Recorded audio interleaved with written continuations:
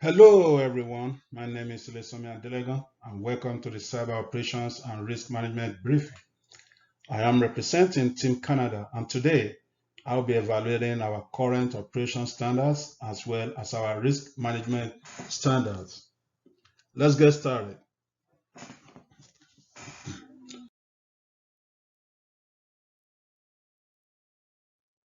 Agenda for today, we'll be looking at background, introduction, software assurance, key attributes of SDLC, secure software development methods strengths, secure software development methods weaknesses, comparison of software development, supply chain risk and software vulnerabilities, software options and recommendations, supply chain options and recommendations.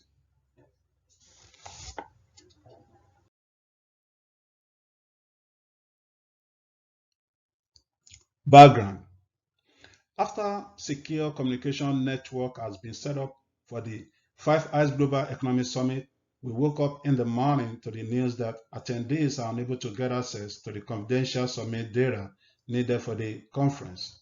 Or the computer screen shows a pop-up message that says, your computer has been involved in a computer fraud activity and has been locked down by the FBI and the Justice Department.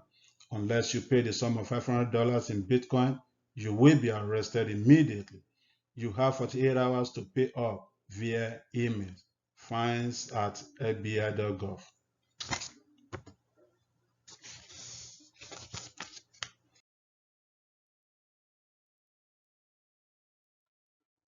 Introduction. Software is an essential part of the operation of the nation's critical infrastructures. Using software in our advanced technology world is paramount to researching how things can work better for human benefits.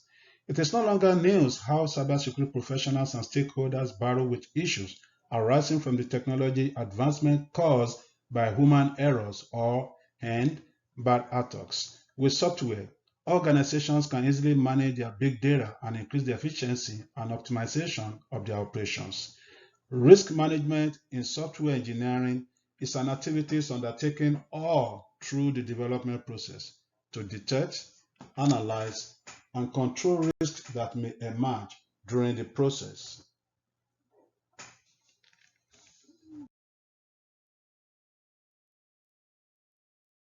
Let's take a look at software assurance, needs and expectations. The dynamic threat environment creates challenges for all software-related operations. Vectors attacks that could interrupt or stop critical software functions must be considered in design and development process. Software assurance faces many risks, but it is an expectation of the organization to plan for countermeasures. The most common of these risks are accidental design or implementation errors can lead to code vulnerability exploitation. Developers can fix this through the use of secure development practices and tools. Change to the technological environment.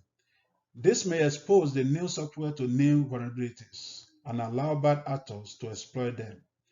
Vendors must follow and understand threats, trends, the use of state-of-the-art technologies, and hardware and services that can resist attacks.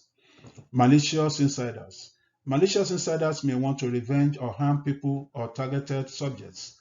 All developers and contractors must be vetted before getting involved. Also, the organization must establish and implement control to check and verify software assurance regardless of where it was produced. Industry best practices. Risk can be managed through software assurance best practices. Software vendors are responsible for their software security. The software development practices varies, depends on products, organizational structures, and consumer requirements. What about software development framework? There are different types of software development methodologies, but all have a similar approach. These are the most common elements of these methodologies. One, concept. Concept is the beginning of all software development. The requirement. This is a crucial stage where reliability, availability, maintainability, interoperability are provided. Design and documentation. Description of functionality are detailed here. Programming. Design and specification are translated to actual code. Testing, integration, and internal evaluation. This section verifies and validates codes on every step to ensure the application consistency.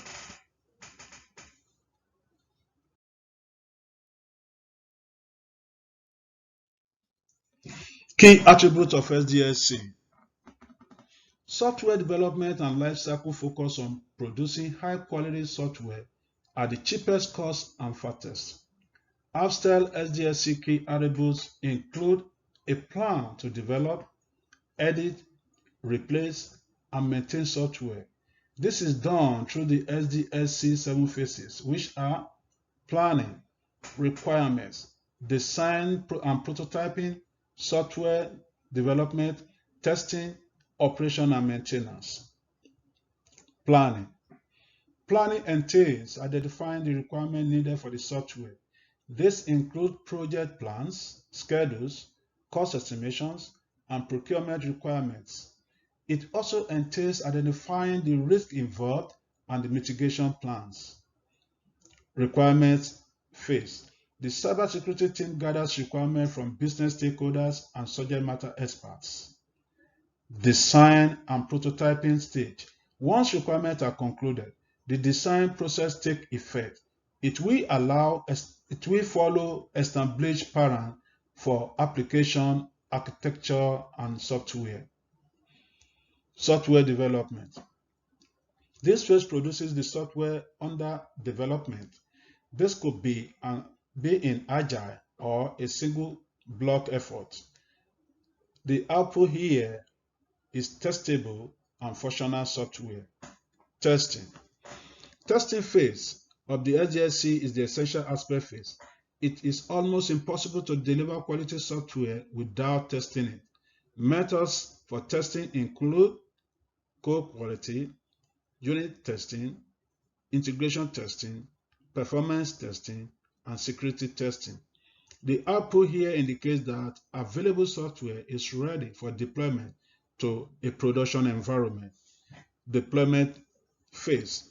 This is an automated phase in high maturity enterprises. The software is deployed in its readiness. Enterprises with low maturity or in some highly regulated industry, the process may involve some manual approval.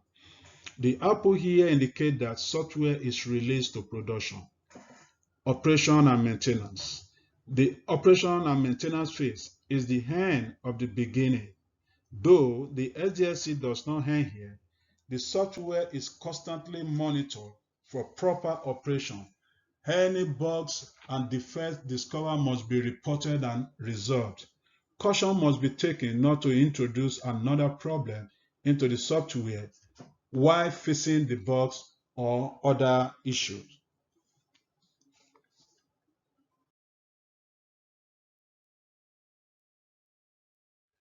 Secure software development methods strengths. All the 12 common software development methodology have their strengths and weaknesses. Organizations need to select what best suits them and tailor it to the organization's goal. I will mention few of these strengths. There is direct communication and constant feedback from client representatives in agile methodology, which minimize guesswork in the system. With Scrum methodology, enterprises can control project development steps with frequent updates as it progresses. In Waterfall, there's no need to wait until the Waterfall model process to test the defined scenarios in their early functional specifications. Prototype model methodology allows the client to clearly understand and feel what the end product will look like. The prototype expectation and satisfaction of functionality give the client comfort and a good relationship with the developers. There's an opportunity to add to the software development functionality later in spiral model methodology. Also, the development is fast and features are added systematically.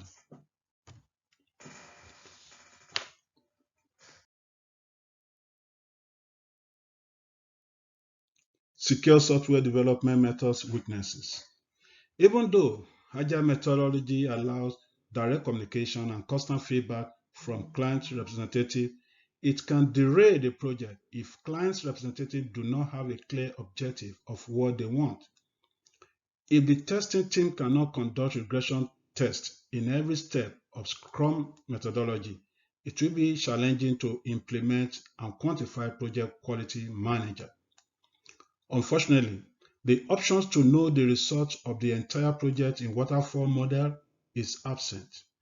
Allow clients to know or involve too much in software development is not always aligned with the developer under prototype model methodology. One significant weakness of the spiral model methodology is that any failure in this phase may damage the entire project because the project success depends on the risk analysis phase.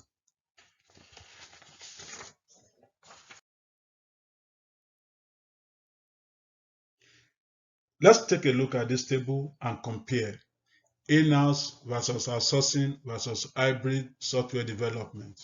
What is in-house development?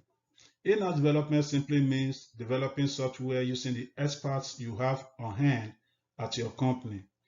You don't get any external help. All the developers are employed by you and performing the assigned tasks for you. What about software outsourcing? Software development outsourcing is to bring a project or task from inside the company to outside of the company and be delivered by a third party, which is actually called an IT partner. What does that mean? It means that a business is hiring an external software development company or agency to carry out a software development project instead of doing it in-house. Let's take a look at in-house development. It is very, very expensive. The expertise aspect of it is narrow. To get someone that is specialized on what they designed the project for may be rare.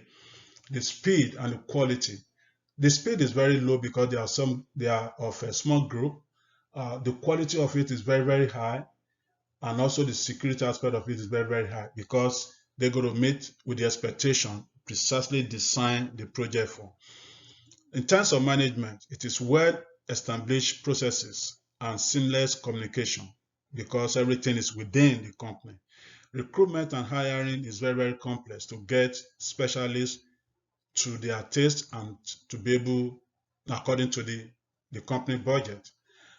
And in terms of software outsourcing, it is low and inexpensive, but depends on the outsourcing team you choose. Expertise aspect of it, they are numerous. There are various specialists on that field where your company can choose from. The speed and quality are very, very high, but the security aspect of it is lower, but can be improved with help of the NDA and similar agreement. In terms of management, it is less manageable, but depends on the outsourcing team you choose. In the area of recruitment and hiring, your company don't need to bother about that because it's going to be addressed by your outsourcing partner. Let's take a look at a hybrid approach. Hybrid approach is cheaper than in-house, more expensive than pure outsourcing. In terms of expertise, it's the same thing as software outsourcing, very extensive. The speed and quality, very, very high. But the security is the same thing as software outsourcing, is very low, but can be improved with the help of NDA and similar agreement. Your company must have been made before the procurement. In terms of management, it is complicated as it requires handling both in-house and outsourcing team issues. Recruitment and hiring. In-house team recruitment requires your time and resources, and your outsourcing partner provides you with a complete team. What is your best choice in this table? Summing up the issue of outsourcing versus in-house software development options, it must be said that both models have its benefits, but they are also disadvantages. The choice depends on the specific of the project. The main rule when it comes to choosing the in-house or outsourced software development is as follows. If a software development or maintenance is not the core capability of your company, It could be a huge challenge to your IT staff to get it right. They may lack the experience or understanding to get it done. Then after unsuccessful attempts to do it in-house, you can land up with an outsourced product. In that case, building an in-house product is not well worth choosing. On the contrary, it will be smarter to outsource it. The app development company that is an expert in its niche will make your product competitive and will drive more customers. Luckily, today, there are many business application development services out there, so it won't be a problem to choose the one that suits your development project best. Combining two development models, which is hybrid approach, can sometimes provide the best fit, as one model at all times does not provide all that is necessary to accomplish the goal. If an open source tool is used along with the customized layers of third-party tools and utility, that would be great.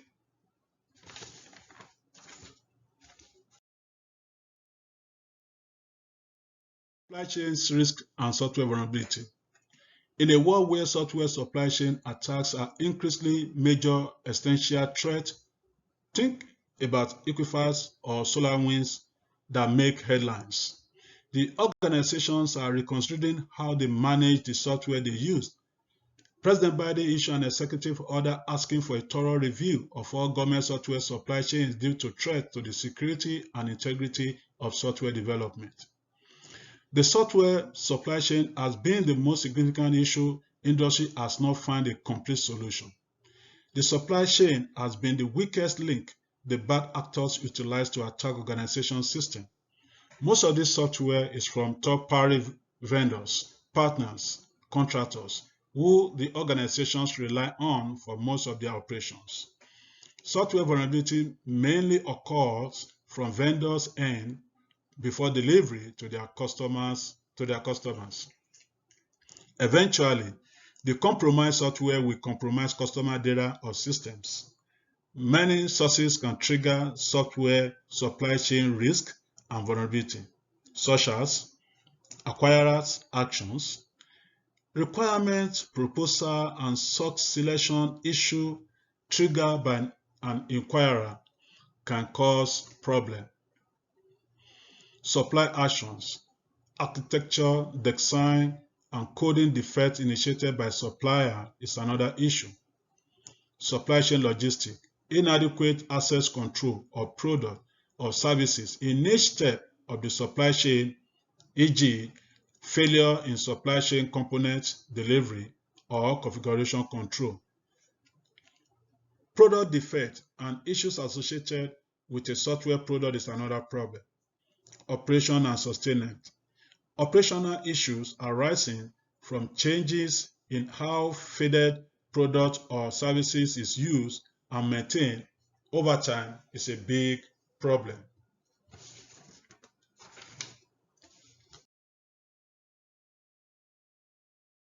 Software options and recommendation. Considering software options that will meet or exceed our organization requirement can be overwhelming. Nevertheless, it is essential to evaluate all options open to us to choose rightly. Suppose we don't properly plan and define the process of evaluating and selecting software. In that case, it can lead to oversight and bad investment. We will consider the following as a guide to pick the right choice. We must understand our system processing. What will the system be used for or supporting? Its criticality is vital in determining the software to choose. We must know the standards our system will be working with, such as ISO and NIST 800 series. Will there be any integration now or in the future? Is there any consideration for migration when we procure the software? What will be the user base? Will it be supporting remote users? How long do we intend to run the system? What about adaptability and dependency? With the above consideration and evaluation, I recommend our company to choose endpoint security software. Endpoint security is the process of protecting devices like desktop, laptops, mobile phones, and tablets from cyber attacks. Endpoint security software enables business to protect devices that employees use for work purposes, either on a network or in the cloud from cyber threats. Every device connected to the network is a potential risk that bad actors can exploit to steal an organization's data. Therefore, every employee and participant device trying to connect to the network is a chosen route for hackers to take a hit in our organization, because every endpoint that connects to the network is an entry point for cyber criminals. Considering this in-depth defense in cybersecurity, endpoint security software can detect, analyze, block, and contain cyber attacks as they happen. Endpoint security software protects the entire network from sophisticated threats, identify threats, securing remote access, and protect all endpoints.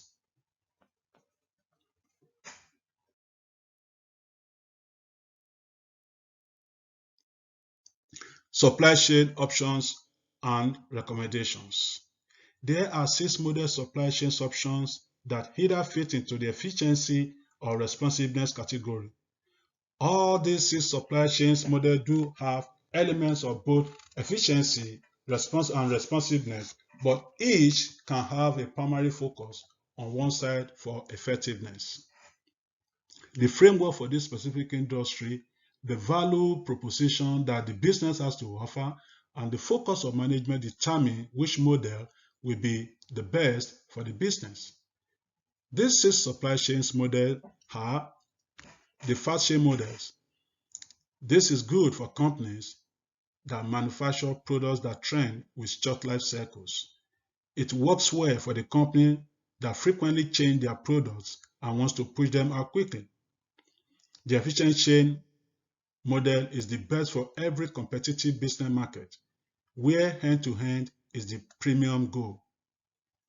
The customer configure model majorly provide custom configuration, especially during the assembly and production. It has combination of the agile model and the continuous flow model.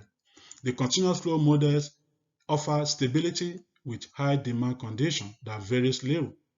It mainly suits commodity manufacturing. The agile model is primarily a method of supply chain management that is ideal for business that deal in specialty orders items. It is a model that focuses on the ability of the supply chains to ramp up in some cases and be solid when there's not much movement happening. The flexibility model gives freedom to business to meet high demand peaks and manage the long period of low volume movement. This can switch off and on quickly. The supply chain model explained above have their efficiency and efficiency, but I will recommend the customer configure model, the agile model, and the flexible model in my observation. These 3 models fall within the responsive supply chains. These models are perfect for on-demand situations, mostly work when product manufacturers are on the level of uncertainty. They offer great flexibility for industry that provide custom order products, trendy products, and manufacturers with frequent changes in the product they produce.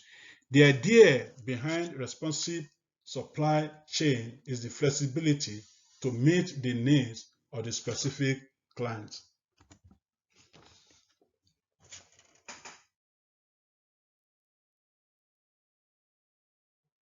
Recommendations. Finally, as supply chain cybersecurity threats become increasingly prevalent and sophisticated in their execution, business must constantly be refining their approach to stay one step ahead of scammers and deceivers. Here are a few best practices that can help neutralize supply chain risk. 1. Organizations must choose a security vendor wisely. Maintaining your supply chain's health and continuity is a full-time job, making it difficult to balance the ongoing requisite of comprehensive cybersecurity. Partnering with a security vendor can provide added peace of mind by singularly focusing on all your needs as they pertain to data protection, recovery, and supply chain optimization. Please do your research by reading customer reviews online on IT support message boards. You should also check out their website to see their services offerings such as risk assessment, vulnerability management, and incident response. 2. Maintaining a close watch on component parts. Counterfeit components and parts can be the catalyst bad actors need to cause chaos in your supply chain. Ensure that all purchases are tightly controlled and that you stay on the grid when you buy them. In other words, it is far better to buy from approved parts vendors with high prices than a no-name company selling for less. Imported parts should be thoroughly inspected before installation. 3. It is critical to maintain a policy of zero tolerance. This is very important. See, the game of baseball has 3 strikes and you are out. When it comes to vendor products, it is best to cut ties after 1 swing and a miss. In other words, if upon inspection you discover that components are counterfeit or don't align with expectations, it is best to move on to another more reliable supplier. Don't compromise on your company's policy standard of acquiring software. Lastly, perform regular threat assessments. Get into the habit of stress testing your system and the potential for network vulnerability to stay protected. Assessments are conducted at a frequency based upon your loss exposure. The likely frequency is twice in a year, but no fewer than once annually.